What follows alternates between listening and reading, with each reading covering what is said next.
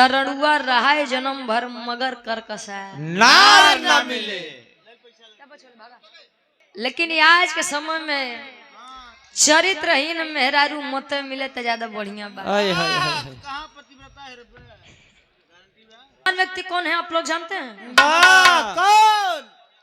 जो करे लगे 2 तल्ला के मकान बा, रुपया पैसा रोड के किनारे बढ़िया 20 बीघा 4 बीघा जमीन बा, ऊनाई बा। प्रेजेंट टाइम में जिसके पास जीवन साथी वफादार है, समझ लीजिए दुनिया में उससे बड़ा धनवान व्यक्ति कोई नहीं है। जैसे लाला लाली। क्या कहना, क्या बात है भैया। एक बार अपन सही से फेस दिखाई देता भाई, क्या जोड़ा है, क्या कहना। ये सूबेदार यादव, अच्छा सूबेदार यादव बाबा हमारे 150 रुपया फतेहपुर से आशीर्वाद के 4 के बच्चे अपनी कला में कामयाब रहे। त्यावतनी सभा बने, पतिव्रता नारी चाहे तो क्या से क्या कर दे। पहले के दुल्ही कम पढ़ी लिखी रहे लेकिन संस्कार अच्छा रहे। गुरुजी लंबा घूंघट करे काहे बदे जाना था। उनका दांत बड़े बड़े होत रहा। दांत तू देखा जाता है। पहले के दुल्ही मांग भर के सिंदूर लगावे या से कि हमारे दुल्हा के आयु लंबी हो। आज के दुल्ही तनी सा टिकली है काहे बदे जाना था। ये जल्दी में दूसरे जाई से तहार कितना लगावत है। इनके बेलचस लगावत है, बेलचस लगावत है। बस एनहुरे कंपनी खत्म बा। तू तो 150 प्लस है भाई। क्या बात है, ठीक बात बा। चाची तुम्हें वफादार मिली यहाँ। अब तनी सा भाव बने 4 लाइन भूमिका के अंदर कभी का भाव है कैसे।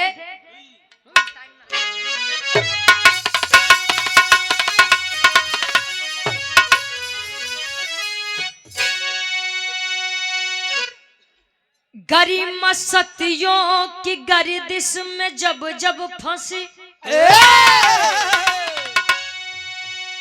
अरे विधान बिरंज का डगमगाने लगा।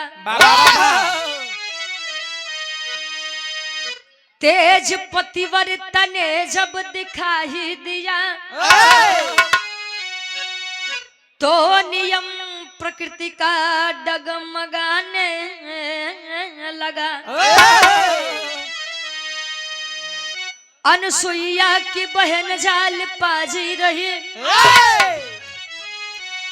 अरे दोनों सतियों की जब भी सगाई हुई,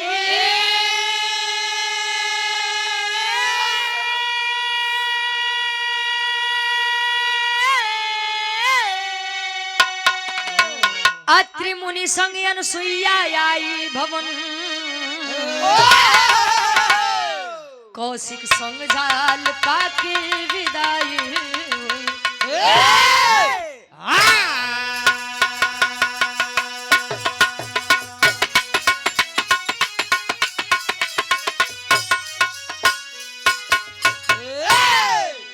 कहे अनसुईया की बहन जाल पाजी रही, दोनों सतियों की जब की सगाई हुई, अत्रि मुनि संग अनसुईया आई भवन और कौशिक संग जाल्यपा की विदाई हुई। अत्रि मुनि के साथ अनसुईया जी की शादी और कौशिक मुनि के साथ जाल्पा जी की शादी हुई। अच्छा दोनों सती अपने अपने ससुराल लाई। अत्रि मुनि संग के साथ अनसुईया जी की जिंदगी बड़े अच्छे से बीतत बा, लेकिन जाल्पा जी के जिंदगी में एक मुसीबत घेरत बा। कौन मुसीबत बा? कवि जी एक लाइन गजल के भाव देते हैं, कोनो लड़की अपने बेवफा आशिक बदे कहे। क्या कहे?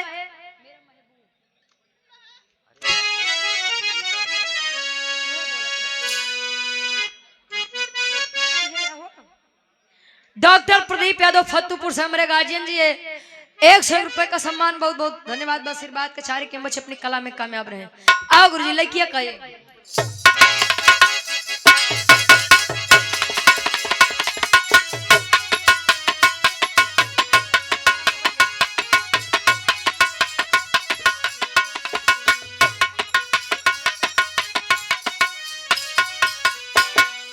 लड़की कहे, अरे तुम मेरा महबूब मेरे महबूब मेरे साथ बड़ा चार किया, मेरे महबूब मेरे साथ बड़ा चार किया, मेरे महबूब मेरे साथ मेरे महबूब मेरे साथ बड़ा चाल किया, मेरे महबूब मेरे साथ बड़ा चाल किया, मेरे महबूब मेरे साथ बड़ा चाल किया, मेरे महबूब मेरे साथ बड़ा चाल किया। अरे तो मेरे महबूब मेरे साथ बड़ा चाल किया, चाल किया, चाल किया। प्यार मांगा था, क्या मांगा था? प्यार मांगा था झोली में गम को डाल दिया, प्यार मांगा था झोली में गम को डाल दिया, प्यार मांगा था झोली में प्यार मांगा था झोली में तुमको डाल दिया। कहे मेरा महबूब मेरे साथ बड़ा चाल किया और प्यार मांगा था झोली में गम को डाल दिया। ये जमाना ऐसा बाजे करे ऊपर भरोसा करबा उहे मुड़ी काटी। आप लोग बाहर से सुनबे भैया ना कि अपन दोस्त के बाद दुश्मन के बाद, तो वैसे से में जिंदगी में बा जकरे ऊपर विश्वास करबा। अच्छा एक बात बा सत्यम भैया, उ तो राम जी बड़ा बढ़िया करें कि अपने साथे भालू बंदर लेके गए रहे ने, नहीं तब मनई इतना फितरती होत सोने का चीज देखत है तू पिघल जात है, और सोने का लंका देखत तब कहते हैं रावण जी का झूठे परेशान होते हैं, तनी के हम कुछ दे दे राम जी के मुड़ी हम देख दबा देबे। ये मनई के फितरत बा, सब जानत है। आज के समय में सही बात है, हार में हार बा भाई। सोना चांदी के जवन रेट बा कि अगर एक हार बनवावे जब 4-5 लाख रुपया, गरीब घरे के आदमी बनोबे न करिए काहे भाई जाला नॉर्मली शादी हो गया। नाव ना ले ले बा। ओम प्रकाश यादव जी पूजे चाचा जी हमरे फत्तूपुर से 200 रुपए का सम्मान और अपना म्यूजिक प्रयागराज के डायरेक्टर साहब मलिका साहब, पूजे हमारे गार्जियन जी आप महेंद्र यादव दादा हमारे, क्या बात, उर्फ दादा नहीं सत्यम भैया, महेंद्र यादव दादा हमारे। बादा से आई है। उनका टाइटल नहीं बा उर्फ दादा, उनका लोग प्यार से कहबे करथिन दादा। हाँ हो मत पद बा, हमारे दादा के पद बा भाई। गार्जियन जी के द्वारा 100 रुपया आशीर्वाद के चारे ईश्वर करें। इनका यूट्यूब चैनल बा सीताराम बिरहा म्यूजिक, राधा म्यूजिक क्लब, अपना म्यूजिक प्रयागराज। नमो रखे हाँ हो, आप लोग यूट्यूब पे सर्च किया। धन्य सीताराम। आवा छोड़ा जाएगा, आवा तनी सब भाव पे कवि जी लिखत हैं, मेहरारू चाह ले तक का से का कह सकत है, का करे।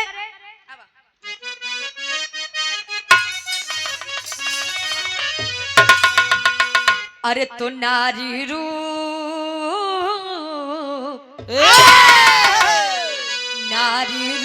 को कोई भी नहीं जान सका, नारी रूप को कोई भी नहीं जान सका, नारी रूप को कोई भी नहीं,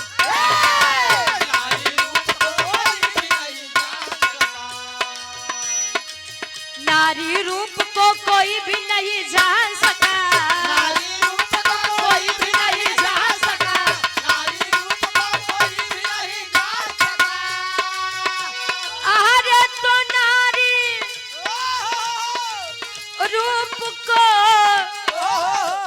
कोई भी नहीं जान सका, जान सका। देवदानो महामानव न पहचान सका, देवदानो महामानव न पहचान सका, देवदानव महामानव, देवदानव महामानव पहचान सका।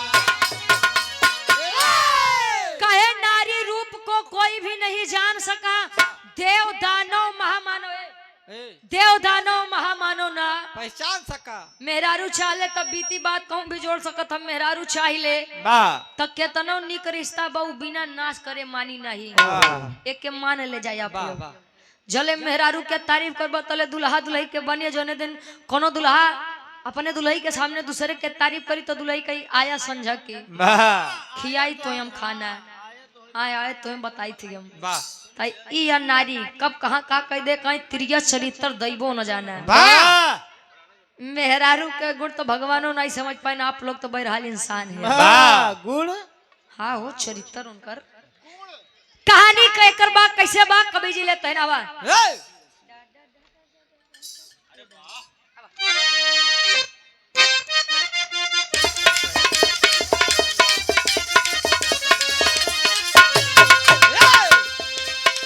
पति की सेवा से बढ़कर ना कोई पूजा है, पति की सेवा से बढ़कर ना कोई पूजा है, अधिक सत्कार से ना धर्म कोई दूजा है।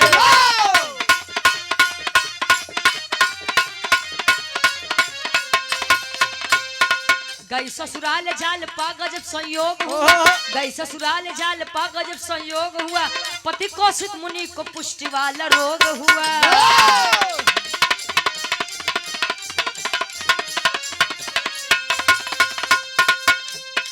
घूमते नारद जी वहां तब आए हैं,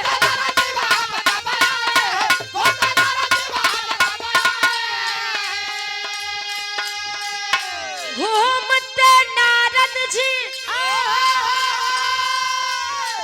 अरे तो तब वहां पे आए हैं, घुमा दो तीर्थ देव से समझाए हैं,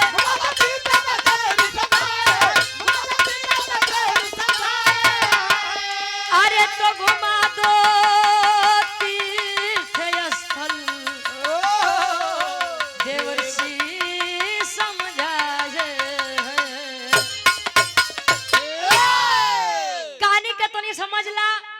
ई बिरहा सम्राट स्वर्गीय गुरु हैदर अली गुरुजी गाया करते थे, वाह लेकिन कहते हैं गाने का अपना अपना एक अंदाज होता है भाई। वाह कोनो गीत केहू के मुँह से ज्यादा अच्छी लगत है, जैसे हमारे गीत बा राजा हो तो कैसे मनाई, वाह ईश्वरीय गुरु दादा श्री राम कला यादव जी की गीत है। वाह कुछ लोग तो यूट्यूब पे बड़ा देखी थी झगड़ा लड़ाई होता कमेंटों में कि ई गीत रुचि के बाद तो क्यों कोई ई गीत दादा के बाद। वाह भाई साहब ई गीत दादा के बाद हमार नहीं बा, हम केवल के गाई थी। वाह कहानी तनी आप लोग समझा। वाह जालपा जी कौशिक मुनि के साथ जब अपनी कुटिया में आई, धीरे धीरे समय बीता तो कौशिक मुनि के पुष्ट वाला रोग का मतलब पूरे शरीर में कोढ़ हो गया। वाह बाहर प्रेम हाय हाय हाय जहाँ आज के दुल्ही तनी सा दुख देखते कायम जाती अपने नैहरे, जब ठीक होई तब बताई दे तब आई जाए, नहीं तो अपन ही झेलिया। कौशिक मुनि को कोढ़ हुआ, फिर भी जालिपा जी नहीं साथ छोड़कर गई। वाह भला है बुरा है जैसा है मेरा पति मेरा देवता है देवता है। वाह जंगल से लकड़ी कटे पानी भर के लेके आवे, अनाज की व्यवस्था जालपा जी खुद करें, खुद बनवे खाएं दोनों प्राणी। वाह एक दिन कुआं के पास जालपा जी पानी भरत है, पानी जब भरत है तले देव श्री नारद जी वाह कहे जहिया नारद कुछ न पावे, कुकुर फेंक दी हड्डी लड़ावे। वाह कुकुर फेंक के नहीं यार हड्डी फेंक दी कुकुर लड़ावे। वाह वाह नारद जी आए, नारायण नारायण नारायण, वाह वही नारद गुरु जी वाह जिसकी बात कभी रद्द न हो वही है नारद। वाह नारद जी आए समझाए कि जालपा हाँ भरी जवानी तुहार, अबे अबे शादी बा हमार मनती अपने कोढ़ी पति के छोड़ा कोनो बढ़िया लड़का देख के शादी कैला। नहीं तो आज जवानी झंड हो जाए। जालपा जी खड़ी हुई कहे कि आज तो आपने कह दिया लेकिन आज के बाद मत कहिएगा। वाह खबरदार। मैंने वचन दिया है अपने पति को, मैं सुख में दुख में दोनों साथ ही खड़ी रहूंगी। वाह वाह कहे वाह रे जालपा मान गया मैं। कहे हमारी बात सुना, यह भारत वर्ष में इतना पाक पवित्र तीर्थ स्थल बा, वाह तनी सा घुमाए दा, ईश्वर के कृपा लागी जालपा तोहार दुल्हा कौशिक मुनि ठीक हो जाएंगे। कहीं ठीक है आई अपने कुटिया पे तो कौशिक मुनि के एक बात समझावे, का समझावे, एक लाइन गीत लगत बा, बाबा स्वीट समौती से हमारे पूजे गार्जियन जी 100 रुपए का सम्मान बहुत बहुत धन्यवाद, आशीर्वाद के सारे।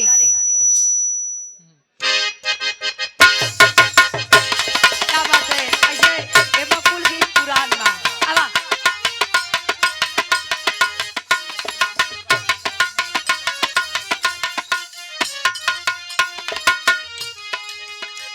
लड़की कहे अपने सासू माई से, सत्यम भैया आहे लड़की गए तो जवानी आए, जवानी जाए तो बुढ़ाई है अजवन समय बीती उ लौट के नहीं है ये का जानला। हाँ, याद करे उस दिन।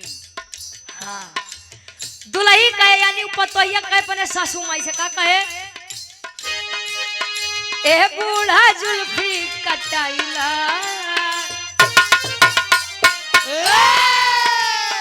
ए बूढ़ा जुल्फी कटाइला अब ना यही है जवान ए बूढ़ा जुल्फी कटाइला अब ना यही है जवान अरे ये बूढ़ा जुल्फी कटाइला हमरा ये कहे ए बूढ़ा जुल्फी कटाइला अब ना यही है जवानी चले दुल्हिया एक बात है के का कहे प्रवेश कुमार भैया मेरे फतेहपुर से 100 रुपया बहुत बहुत धन्यवाद आशीर्वाद के चारी कहे बालों जैसा बाल नहीं है शंभू का दिल करता है जैसा बाल है सबका दिल करता है बालों जैसा बाल है सबका दिल करता है आप सम्मानित पूज्य गार्जियन जी नरेंद्र यादव फतेहपुर से अच्छा राजेंद्र यादव बस सुहानी। गार्जियन जी मेरे फतेहपुर से 100 रुपया बहुत बहुत धन्यवाद आशीर्वाद के चारी आवा बालों जैसा बाल नहीं है अरे तो शैम्पू का दिल करता है ए बूढ़ा यंदा लगाइला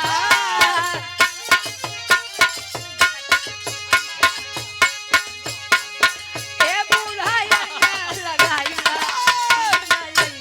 जवानी ए बूढ़ा लंगा लगाया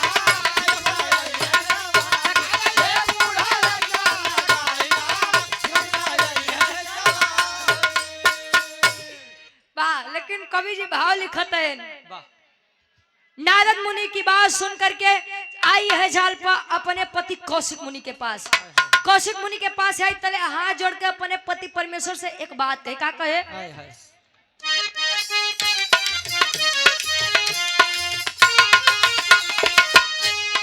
सोना स्वामी बतिया हमार हो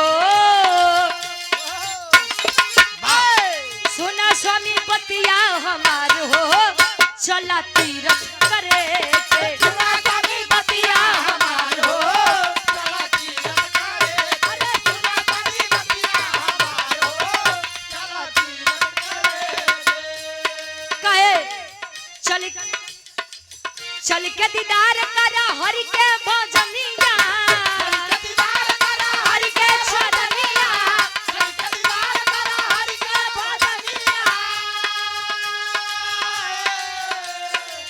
तो के बिठा के सैया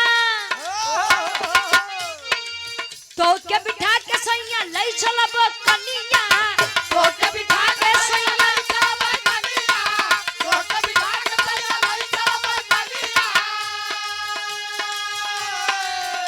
अरे कठ जाई कोढ़ा या पार हो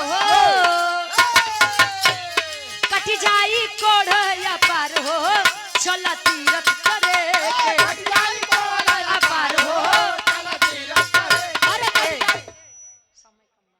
कहे कट जाई कोढ़ा अपार हो चला तीरथ करे के वाह आई जालपा अपने पति कौशिक मुनि के पास कौशिक मुनि को समझाए कि स्वामी अभी अभी नारद जी मिले थे कौशिक मुनि कहे कि ले तू के करे चक्कर में पड़त हो ओ नहीं नारद जे करे बाती में 99% हानि बा 1% लाभ बा बतावा का बात बा कहे उ नारद जी मिला कहे कि दुनिया में जितना तीर्थ स्थल बा अपने स्वामी के घुमाए द कोढ़ कटी जाई ऐ जालपा तू या बला नार के करे चक्कर पर कहे एक चतुर नार करके सिंगार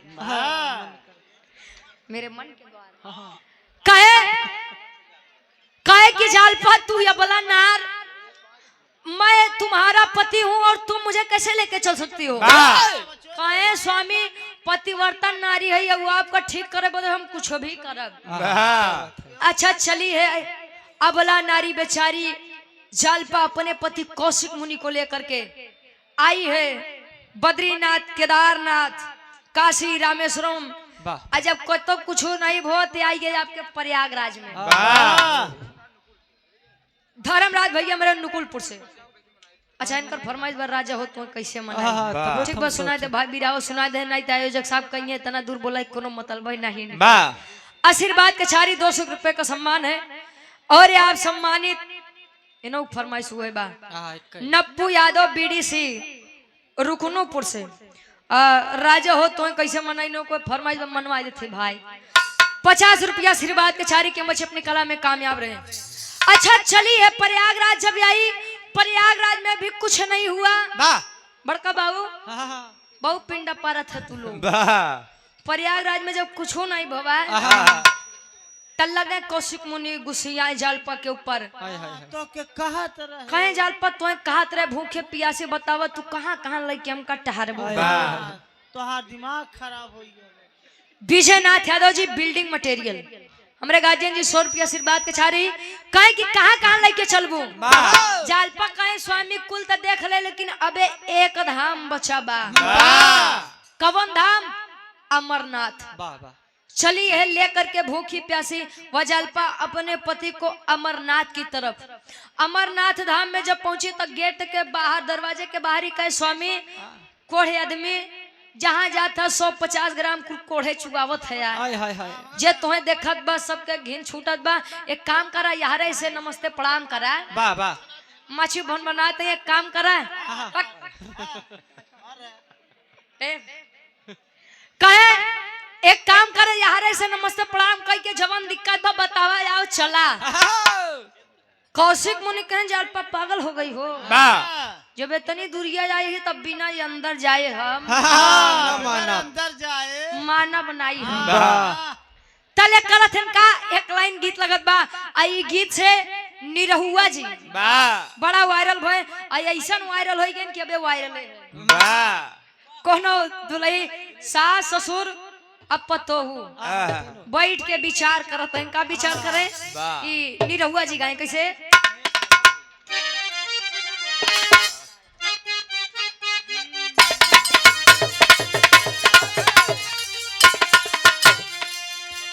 कहे बुढ़वा मलाई खाले बुढ़िया खाए लपसे बुढ़वा मलाई खाले बुढ़िया खाए लपसे कहे बुढ़वा मलाई खाले बुढ़िया खाए लपसे काले दुलैया कहे हमारे जाना तो बम्बई कमा थे हमारे बेराइटी सुना केहू से काम न पतोहिया पिए के पस केहू से काम न पतोहिया पिए के पस बुढ़वा मलाई खाला बुढ़िया खाए लपस बुढ़वा मलाई खाला बुढ़िया खाए लपस बुढ़वा मलाई खाला बुढ़िया खाए लपस कहे केहू से कम न पतोहिया पिए पे पसे वाह आ बुढ़वा मलाई खाले बुढ़िया खाए लपसे आज के लइकन के दैदा कहिए का आई बनावत है भाई हाँ चाट चाउमीन डोसा लाओ कवि जी भाव में लिखाते हैं दोनों प्राणी जालपा जी कौशिक मुनि पहुंचते हैं कैसे लेके फरियाद आज आए भोले नगर लेके फरियाद आज आए भोले नगर लेके फरियाद आज आए भोले नगर दुखिया के दुख दूर कर बाबा सगर दुखिया के दुख दूर कर बाबा सगर लेके फरियाद आज आए भोले नगर लेके फरियाद आज आए भोले नगर लेके फरियाद आज आए भोले नगर कहे लेके फरियाद आज आए भोले नगरी त दुखिया के दुख दूर करा बाबा सगरी जालपा कहे स्वामी विनती स्वीकार कीजिए हमारी अच्छा भीड़ में जैसे चलते है ना कोढ़ी आदमी आवे चल लगे सब रास्ता दे रहे यार कौन है आ गया रास्ते में हटाओ इसको जगह दे दो यही जाए वाह बट हे। क्या भाई वाह काय रास्ता छोड़ो जाने दो इसे जाने दो अच्छा लोग विचार करते हैं रास्ता बगलियावत है कि जाए दो कोढ़े आदमी बा ए तो शराब दे दे ने हाँ, भसम हो जाबे हां विश्वकर्मा जी ढेर बौरात है अच्छा सबको बगलियावत है तले यार सब भगवान भोलेनाथ अपन बाघंबर पहने देखत हैं कि मेला में कुछ ऊंच नीच त नहीं होत बा वाह ऊंच नीच नहीं जनता का तू का अच्छा एक बात हमारे नहीं समझ में आवत भाई मंदिर के बाहर लिखा जाएगा कि अपने सामान की रक्षा स्वयं करें। वाह सुरक्षा स्वयं करें। ऐसी नहीं हम तुम्हें बता ही नहीं पाऊ। हाँ। और मंदिर के अंदर लिखा जाता है कि कोई भी चीज यहाँ तक पत्ता भी बिना ईश्वर की मर्जी से नहीं डोलता है। वाह अभी नहीं समझ में आओ कि अंदर वाला मानी कि बहरे वाला मानी। का गुरु जी? अच्छा, यहाँ से भगवान भोलेनाथ आवत हैं और यहाँ से कोढ़ी यानी कौशिक मुनि और जालपा दोनों प्राणी जाते हैं। टकराव होत बा कैसे? भिड़िया या पार नहीं रही या सुझाल, भिड़िया या पार नहीं रही या सुझाल, भिड़िया या पार नहीं रही या सुझाल। और यार शंभुनाथ यादव भैया मेरे बीडीसी रुकुनपुर से 100 की आशीर्वाद के चारी कहे कोरिया के देखा लोग दूर भागी जाल, कोरिया के देखा लोग दूर भागी जाल, कोरिया के देखा लोग दूर भागी जाल। मेला में साधु बन के घूमे भोले लहारी, मेला में साधु बन के घूमे भोले लहारी, लेके फरियाद आज आए भोले नगरी, लेके फरियाद कहे मेला में साधु बन के घूमे भोला लहारी और लेके फरियाद आज आए भोले नगरी आ रहे हैं। और यार तनी सा कौशिक मुनि के ये हथवा भगवान भोलेनाथ के छुआई गया। बाघंबर पे भगवान भोलेनाथ लगे तीर के दिखाए कौन है? कौन है यार नीच प्राणी जो हमारे ही मेले में आकर के हमें ही दूषित करता है। अच्छा, पहले के लोग गुस्सियाए तो बहुत जल्दी भस्म करें, बहुत जल्दी शराब सुनावे। भगवान भोलेनाथ न आओ देखें न ताव देखें, शराब सुना दिए। आए लड़के, आए लड़के, हमारे ही मेले में आकर के हमको दूषित करता है। जा हम तुझे शराब देते हैं, जैसे ही सूर्य अस्त हुई वैसे ही ये जिंदगी यानी ये दुनिया छोड़ के चल देबे। तले उ कौशिक मुनि अजालपा जी लगे भगवान भोलेनाथ के आगे मस्तक टेक के रोवे लगे। कैसे रोवे? तेरी के भाव बा।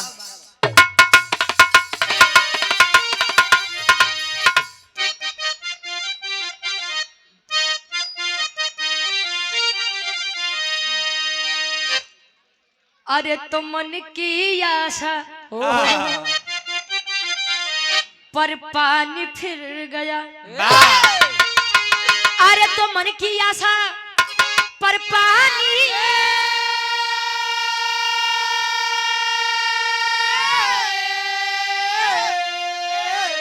अरे तो मन की आशा पर पानी फिर गया, बैरी बना कुआं है डाही बना है प्यासा।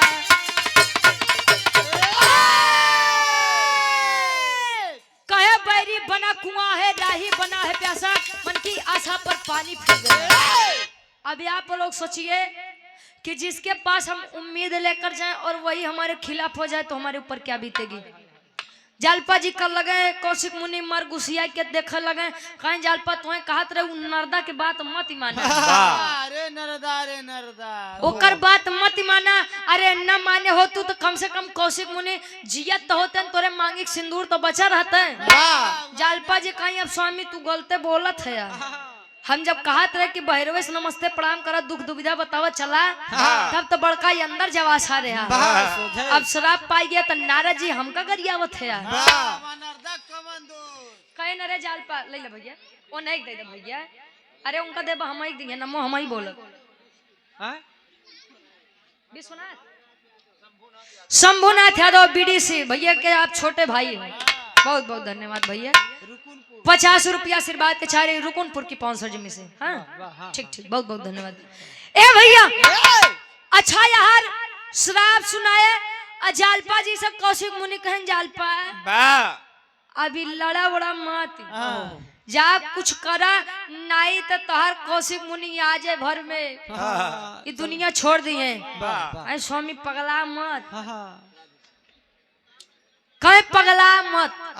का करे जालपा जी? राधे श्याम के भाव बा।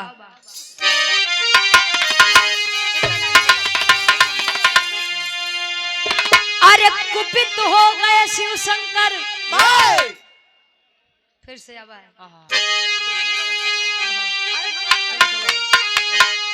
अरे कुपित हो गए शिव शंकर तब कोढ़ी को धमकाते हैं, तब कोढ़ी को धमकाते हैं। तो सूर्यास्त के बाद मरेगा शिव जी श्राप सुनाते हैं। सूर्यास्त के बाद मरेगा शिव जी श्राप सुनाते हैं।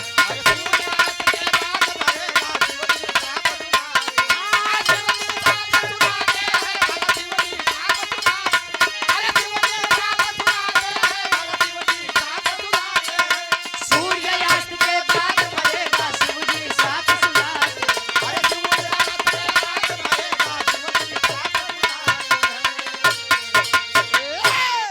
कहे सूर्यास्त के बाद मरेगा शिव जी श्राप सुनाते हैं।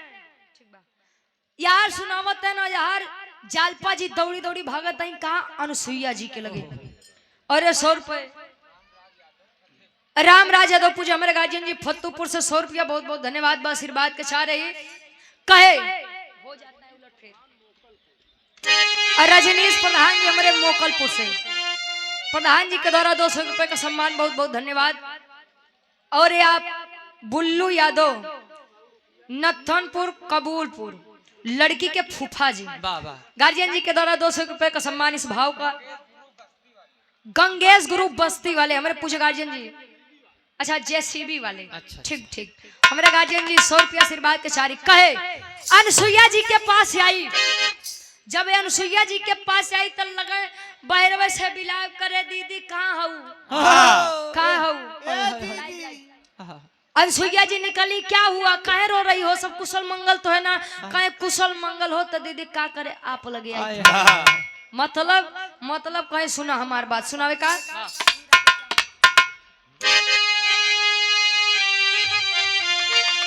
अरे हो जाता है उलट फेर, अरे जब किस्मत ठोकर खाती है, जब किस्मत ठोकर खाती है तो जीवन आशा लेकर आया मौत यहाँ पर राजी है।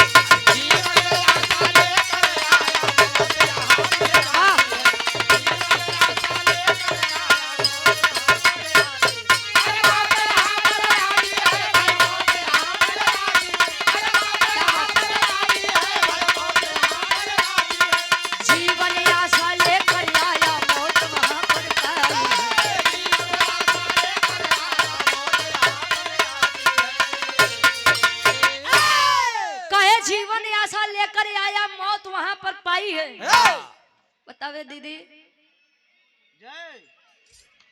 मेरे पति मेरे परमेश्वर को कोढ़ हो गया था। मैं अपना प्रत्येक दिन की तरह कार्य कर रही थी। नारद जी आए, उन्होंने कहा कि जितना तीर्थ स्थल है घुमा दीजिए आपके पति ठीक हो जाएंगे। मैं लेकर गई, कहीं कुछ नहीं हुआ। आखिरी उम्मीद थी वह तीर्थ स्थल अमरनाथ। मैं अमरनाथ गई, वहां पर मेरे पति को श्राप मिला कि जैसे ही सूर्य अस्त होंगे वैसे मेरे पति की जिंदगी खत्म हो जाएगी। बचा लीजिए मेरे सुहाग को। अभी तो मैंने अपने पति के साथ जिंदगी जीना शुरू किया था और मेरे पति की जिंदगी एक छोटी सी गलती की वजह से छीनी जा रही है दीदी। अच्छा जब इतनी बती अनुसुईया जी सुने काहे काहे परेशान हो रही हो। अबे तोहार दीदी जियत हई, अजले हम जियत हई तले हमरे बहनों के कुछ हो जाई, हो ही नहीं सका। आप जाइए कौशिक मुनि जी का ख्याल रखिए। बाकी बीच में रोड़ा ये सूरज जी हैं, हम सूरज के नाई उगई दे, हम सूरज के नाई उगई दे। हाँ जान ली है, कहीं दवाई देवे के जान ला। अच्छा चलिए अनुसुईया माई आई, पर्वत पर एक अंगूठे पर खड़ी हो गई, सुमिरन कर रही हैं सूर्य देवता का। अंगूठा टेक के सूर्य देवता का आवाहन कर रही है। सूर्य देवता प्रकट हुए, कहे मातारी कहाँ बड़ा दिन बाद याद की हो। रामपति यादव जी गोनी की पौन सरजमी से 100 रुपया बहुत बहुत धन्यवाद बा। सूर्य देवता प्रकट हुए, अनुसुईया जी से पूछे कि क्या बात बमाई।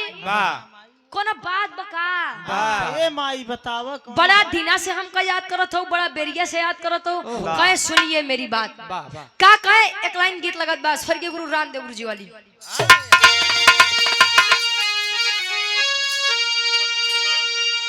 अरे त झुलनिया के गुजवा, अरे त झुलनिया के गुजवा, अरे टूटल राजा टेसनिया से गड़िया छूटल ए राजा, टेसनिया से गड़िया छूटल ए राजा, छूटल ए राजा।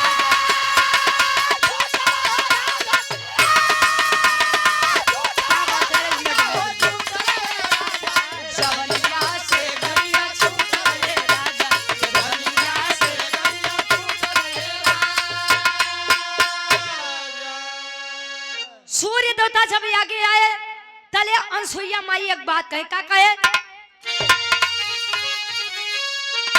अरे तक कहे अनसुईया, अरे तक कहे अनसुईया बात, अरे माना ये सूरज कदम अपना ना बढ़ाना ये सूरज, कदम अपना ना बढ़ाना ये सूरज।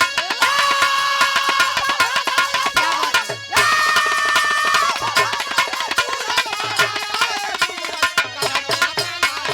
क्या बात है?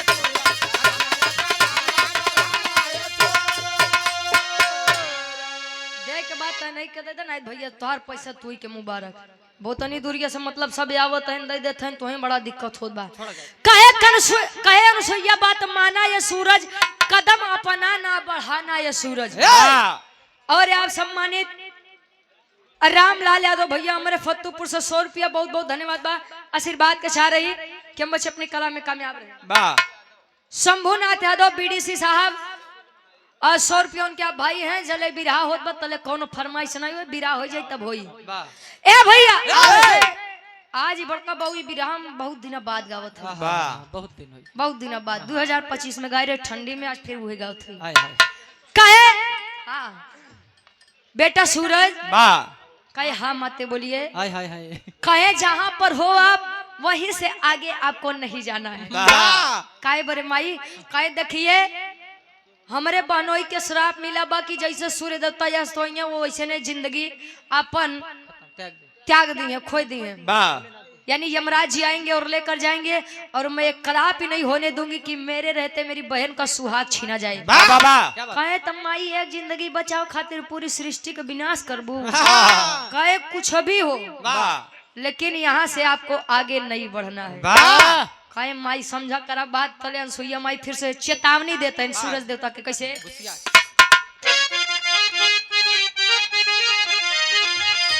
अरे मन बन बात कर अब आगे तुझे त तेजपति वरता के भस्म होई जइबा।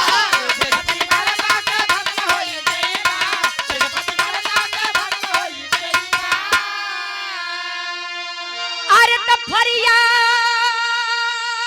हमारी, अरे फरियाद हमारी निभाना ये सूरज, कदम अपना ना बढ़ाना ये सूरज। क्या बता?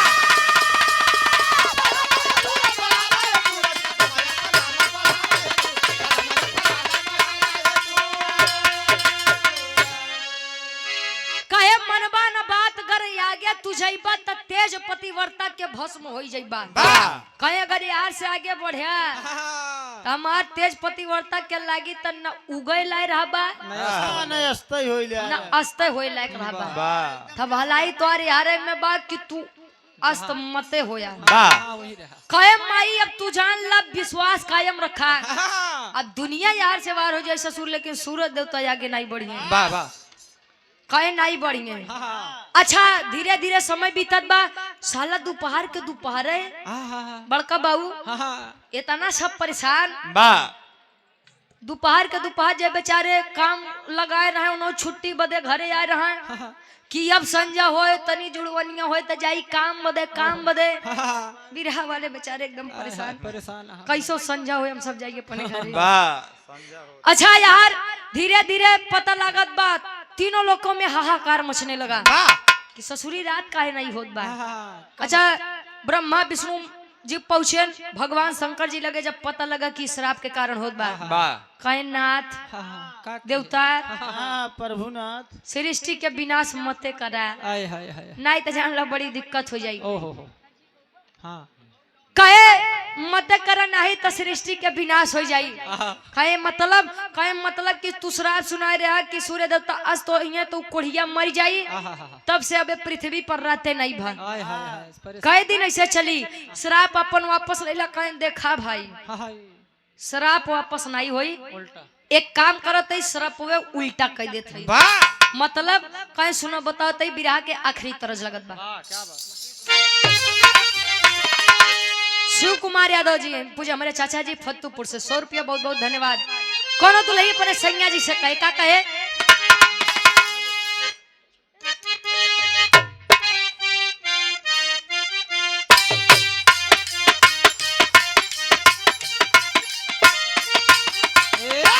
दादा, कोनो दुल्ही कहे ए सैया काशी के नगरिया के तनी दूर पैर में छाले पड़ी गए।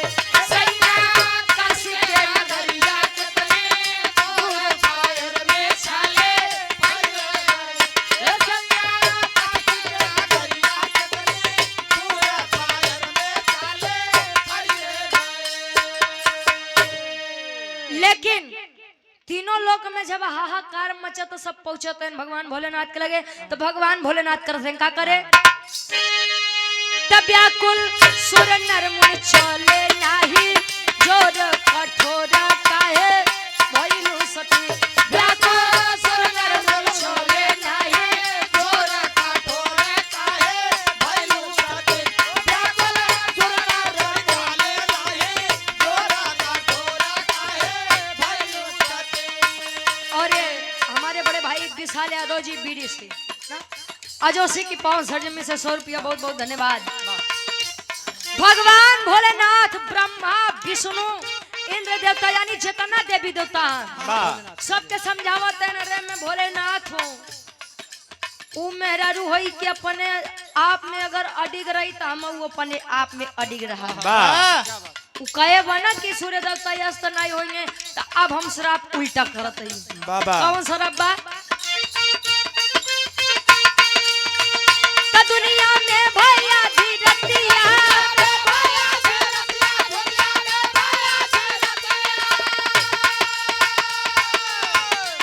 औरी ज्यादा भइल फतिया।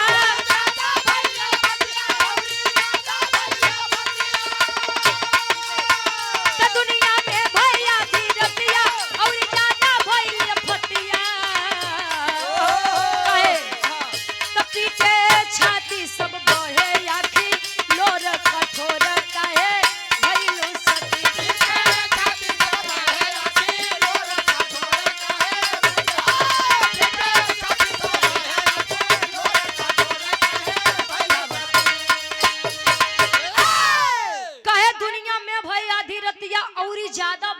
फतिया तब पीटे छाती सब कहे बहे अखिलोर सखी।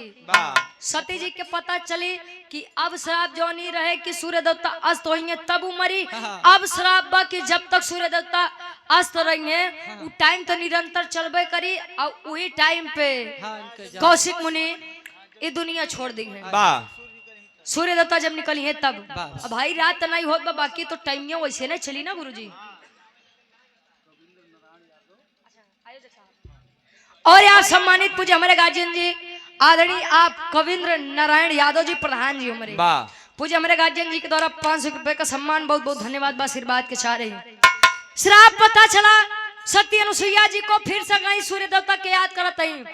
सूर्य देवता कहन कसमाई बड़ा दिन बाद याद की हूँ कहीं बेटवा जब अस्त हो जाए कहीं बेटा जब अस्त हो जाओ कहीं पागल होगा समझा का माई मतलब कि अबे तक उगा रहा अब कहा अस्त हो जा रहे कोनो टाइम हो कि बस ऐसे ने होई। नक्कू यादव हमारे गार्जियन जी धर्मराज भैया के भाई हैं आप। ये 50 रुपए का सम्मान, बहुत बहुत धन्यवाद बा। अच्छा रात हुई, सूर्य देवता कहे ठीक बा माई तुहार जहां बात बा हुआ सूर्य देवता के आगे खड़ा मिल गए।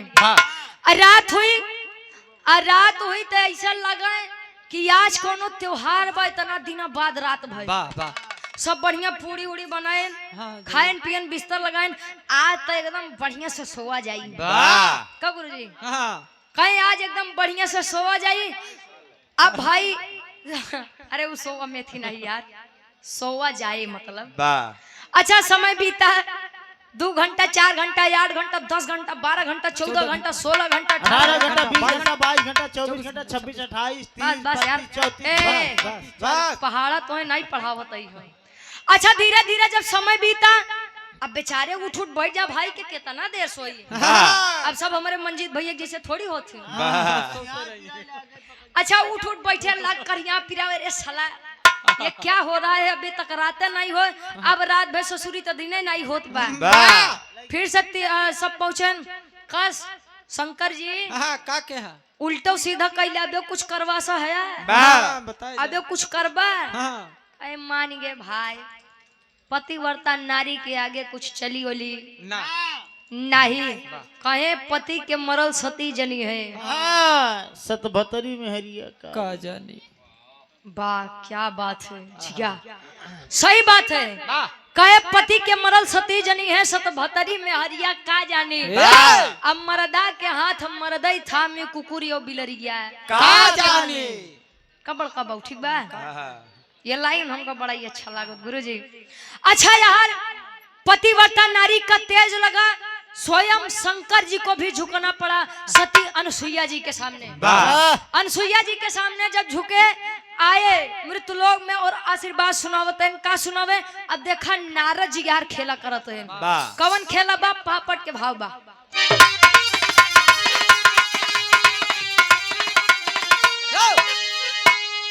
अरे सुंदर काया दई दिहले जिंदगानी भोले दानी हो, तो सुंदर काया दई दिहले जिंदगानी भोले दानी हो। तो दिस देख के सोचे नारद ज्ञानी भोले दानी हो, दिस देख के सोचे नारद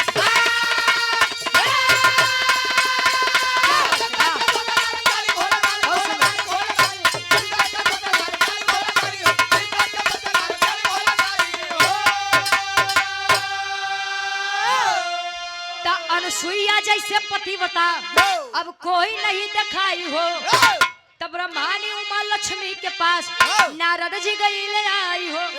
अरे बतिया सुन के सोचे तीनों रानी भोले दानी हो। तब पिया से अपने कहन लगी कहानी भोले दानी हो।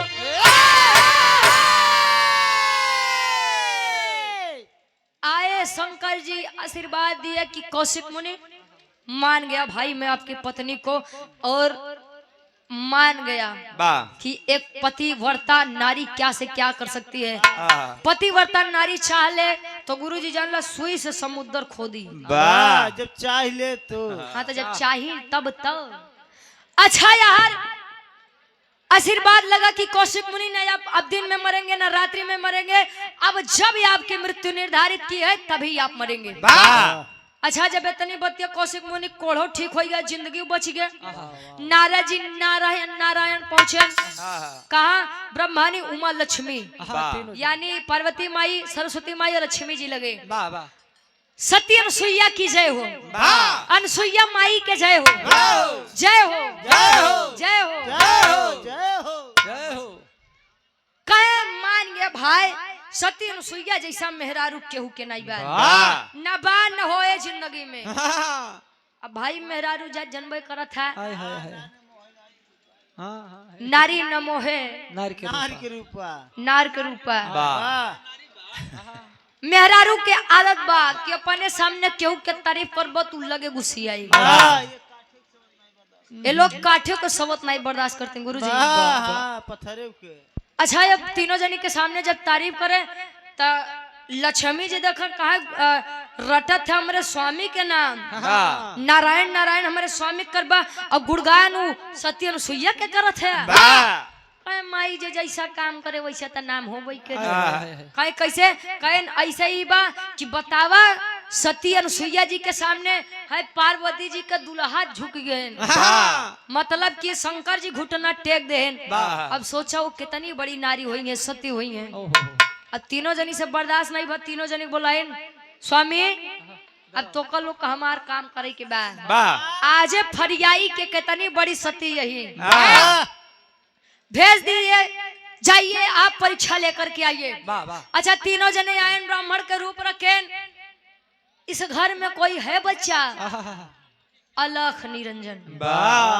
भाई जोग रमावे, हम तो जोगी है ही नहीं। अच्छा जोग रमावे, सत्य अनुसुईया जी बाहर निकली, कहे माते ढेर दिन होगी बाप कुछ खाए नहीं यही आए तो स्वामी इंतजार कोनो चीज के आवा। बड़ा सौभाग्य बजौनी आप लोग हमारे कुटिया में आया। कहे ऐसा नहीं, मेरी एक शर्त है। कवन शर्त बा? आल्हा के भाव में कभी जी प्रमाण देते हैं।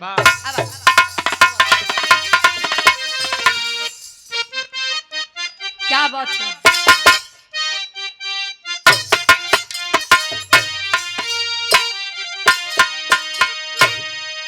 अरे तसुर नार मुनि करत जकर भजनिया बाबू अंतर्यामी प्रभु दुनिया के पालनहार अपने अपने घरवा से कैले प्रसथनवा पंचो पहुँचे अनुसुईया के कुटिया माझार खड़ा हो दुआरिया पे अलख जगावे पंचो भूखा ही कोई देता भोजन करा अनुसुईया चित्र अत्रि मुनि बनवली बाबू रोई रोई सारा बात कैली जहां तीनों देव है चित्र बोला है बचनिया बाबू पनिया छिड़क दे तू लड़ी का बना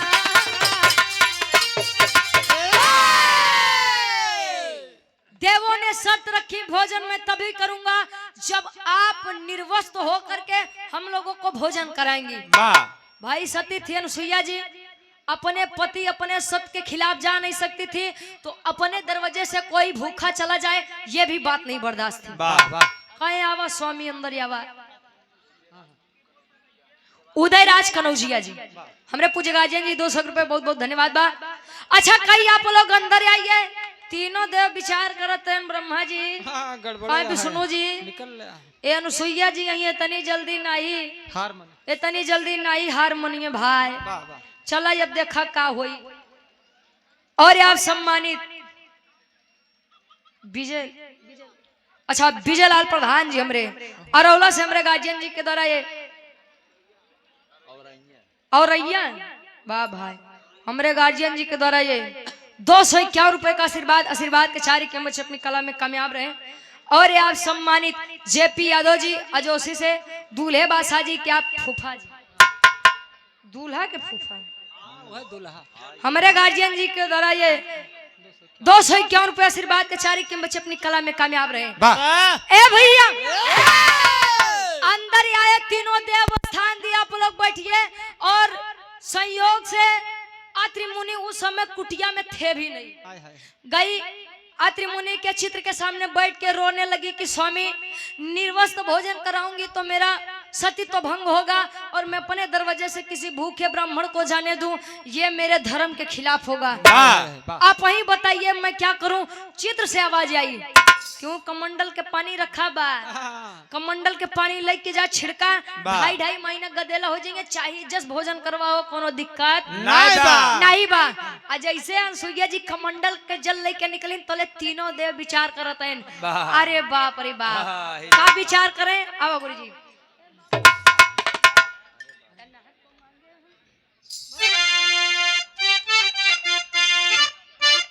क्या बात है।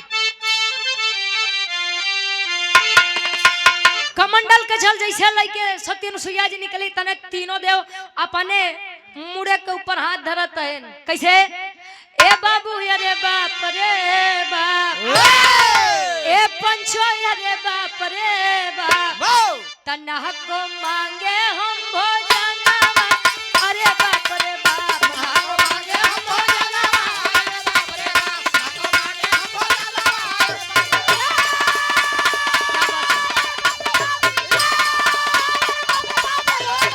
क्या बात है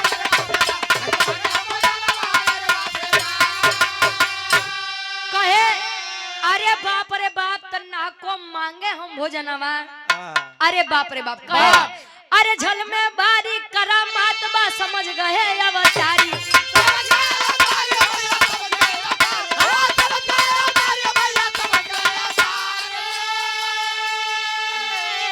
अरे त भोजन के अब इच्छा नहीं बा अरे तया क्या करा मतारी तजाबै अब अपने भवनवा अरे बाप रे बाप जाबै अपने भवनवा कहे जल में भारी करा मात बा समझ गए अवतारी अब भोजन के अब इच्छा नहीं बा आज्ञा करा मतारी जाबै अब अपने भवनवा अरे बाप रे बाप भाई अनसुईया जी तजानी नहीं तीनों देवता है हमार परीक्षा ले बदे आए हैं और तीनों जने कमंडल के जल देखते मान ए माई अब भूख नहीं बा हमका लोग के जाए हम तो देखा तो रहे खाली ए ना ना स्वामी बिना भोजन अबे यहाँ तब बिना भोजन करवावे हम जाए न दे नहीं दे वाह कमंडल के जल छिड़कत है 2.5 महीना के गदेला भयन भोजन करावत है तले नारा जी फिर पहुंचेन हुआ बड़की आए रहे सती जी परीक्षा ले चला प्रवेश कुमार भारतीय जी 51 रुपया आशीर्वाद के छारी कहें बड़की आए रहो सती जी के परीक्षा ले चला कहे हाँ हमारे स्वामी गए कहें तोरे स्वामी गए तो लेकिन 2.5 महीना गदेला बन के बैठा है चला नहीं कहे बे 2.5 महीना के गदेला बन के बैठा है चला देखा अच्छा जब यहाँ पहुंची तो नारद जी लगे तनी मजाक कर कहे उठावा ए लक्ष्मी जी उठावा अपने जने के नारद जी चुप रहता पता लाग अपने विष्णु जी के जगह हम बड़का उठा ले तो हमारा तो धर्म नाश हो जाएगा कहे नहीं बल्कि सती बनत रहो उठावा तनी दिखाई हम कहे कैसे क्या गाइए नारद जी कहते हैं तीनों देवी से अरे तदाने में से गेहुआ अरे तदाने में से गेहुआ अब केरा नहीं ले तू तया अपन दूल्हा बेराई नहीं ले तू अपन दूल्हा बेराई नहीं ले तू कहे धाने में से गेहुआ जब किराए नहीं ले तू अपन दुल्हा बेराई नहीं ले तू उठावा कहीं अरे अब नारद जी का बताई बड़ी शर्म लागत बा धर्म नहीं नाश करबे जाई के सती जी के बतावा हमारे दुल्हा फिर से पहले जैसे कह दे नहीं ते तीनों जने लड़के बन जाएंगे तो हम लोग कहाँ जाब अच्छा सती जी आई कहीं की बड़े कही थी कि फालतू कामे में अड़ंगा मत डालत जाकर अच्छा अपने आशीर्वाद से पुनः तीनों देवताओं को बालक रूपी से फिर से देवताओं का रूप जब मिला तो तीनों देव कहें कि माते हम आपके इस पतिव्रता ते से बड़े प्रसन्न हैं जो इच्छा आप मांग लीजिए कहे स्वामी हम साधवी हमार संज्ञा संत आदमी का चाहिए हमका लोग के आप लोग हमारे कुटिया पे आई गया यह बहुत बड़ी बात कहे नहीं माई कुछ मांगा हमसे ले कुछ भी मांग लीजिए कहे अच्छा दे ही चाहता तो सुना आप मुझे यह वरदान दीजिए कि इस बार मैंने अपने कमंडल का जल छिड़क करके आप सभी को बच्चा बना करके अपनी गोदी में खाना खिलाया है मुझे आप लोग यह वरदान दीजिए कि आप तीनों लोग मेरे उदर से जन्म लेंगे तब वो नहीं तीन देवता बहन का आखिरी भाव खड़ी के भाव में कभी जी लिखा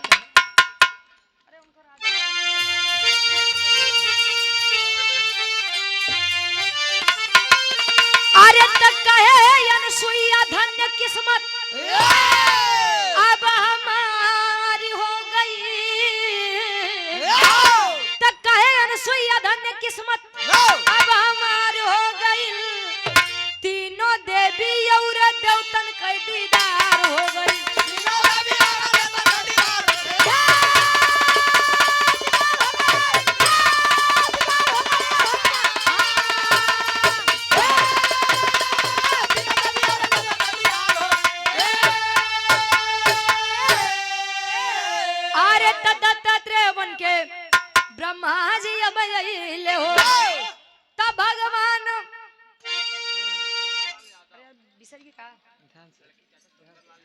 लड़की के आप चाचा जी सुंदर लाल यादव जी, पूजे हमारे गार्जियन जी, आपके द्वारा ये हजारों हजार रुपए का सम्मान, बहुत बहुत धन्यवाद बा। आशीर्वाद के चारे कि हम बच्चे अपनी कला में कामयाब रहे, ईश्वर करे कि हर काम बड़े अच्छे से बीते। कहे अरे दत्तात्रेय बन के हुए ब्रह्मा जी अब ले हो, तब भगवान विष्णु दुर्वासा कहिले हो।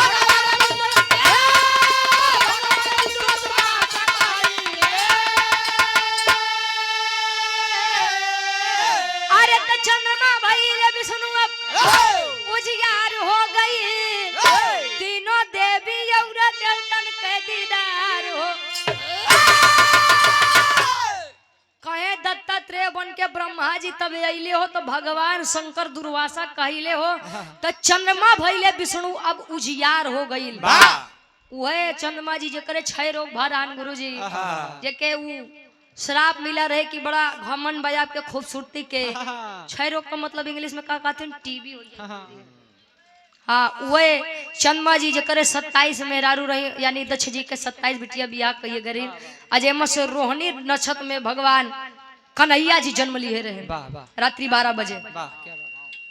उधर से अनसुईया जी के उधर से जन्म हुआ, मतलब कि आशीर्वाद के रूप से, वरदान के रूप से दत्तात्रेय दुर्वासा ऋषि और चंद्रमा जी का। हमारे विराह के शीर्षक रहे अनसुईया जी के सतीत्व और चंद्रमा दत्तात्रेय दुर्वासा जी के जन्म। ई बरे कहते कि मेहरारू चाहे तो कुछ भी कह सकत है, लेकिन जब वो चाहे तब तो ई बरे अगर एक बात बा, मेहरारू अगर बेचारी सीधी बात तो के ढेर उकसाव मत करा जा क्या बात नहीं तो जान ले जितना बढ़िया से वकील साहब हरे बियाह करवावत थे। हाँ, डिमोशन देवा दी। डिमोशन नहीं यार, उतने बढ़िया तलाको हो जाई। अब मेहरारू जितना कह दे कि हमका इतना चाहिए, इनके पगार में हमेशा हर महीना हमका आधी पगार चाहिए, तो आधी पगार देबो कर जाए। एक बार अगर जैसे बियाह हो गया तो चला ले जा भाई, नहीं तो जान ला मेहरारू बड़ी खराब। आखिरी में खन्नान का परिचय बा। गुरु बिहारी, गुरु गणेश, गुरु रामलाल हितकारी।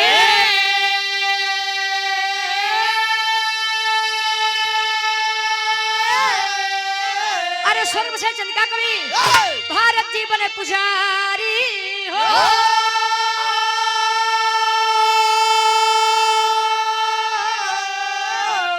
अरे तो मन की आशा पर पानी फिर गया, गावे रुचि अदो सतगुरु चरण अभिलाषा, उनकी आशा पर पानी फिर गया।